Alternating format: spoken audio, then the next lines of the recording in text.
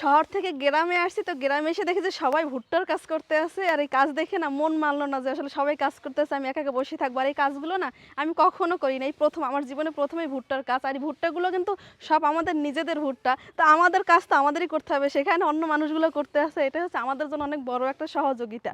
তো আপনার এই যে যারা ভুট্টা খান, পপকর্ন খান, তারা হয়তো জানেন না যে এই কাজের জন্য কতটা পরিশ্রম করতে হয়। আসলে ধানের মতন এখানেও কিন্তু অনেক অনেক অনেক পরিশ্রম। আর আপনাদের দেখাই, ওই সাইডটা একটু দেখাও যে কি অনেকগুলো ভুট্টা, এখানে কিন্তু কয়েকশো মন ভুট্টা আছে। শুধু এইখানেই শেষ না, হ্যাঁ, শুধু এইটার পরে আমাদের ঘরেও আর কি অনেক ভুট্টা রাখা আছে, সেগুলো এখনো প্রসেসিং করা হয় নাই, সেগুলোও করবো। তো এগুলো করতে করতে আসলে অনেকটা সময় যায়। আর এই ভুট্টার পিছনে অনেক পরিশ্রম। এই যে পা দিয়ে রাখছি না, পা দেখে কিন্তু গরম উঠতে আছে, প্রচুর পরিমাণে গরম। তো এখন বেলা গড়াই গেছে, তারপরও এর গরমটা কিন্তু কমে নাই। হুম। হ্যাঁ, এখন মানে যেহেতু ছায়া পড়ে গেছে, তো উঠাইতে উঠাইতে এই পর্যন্ত আসবো। এখানে যেহেতু একটু রোদ্রু আছে, তো আমি ভাবলাম যে আরেকটু রোদ্রু পাক, আরও কত পরিশ্রম হয়, আরেকটু শুকাইলে ভালো হবে। তো অনেক কষ্ট হয় আসলে, প্রত্যেকটা কাজে অনেক কষ্ট হয়। তবে গ্রামের বউ যেহেতু, সেহেতু কিছু কিছু কাজ শিখতে আছে, গ্রামে এসে তো ভবিষ্যতে করতে হবে, তাই।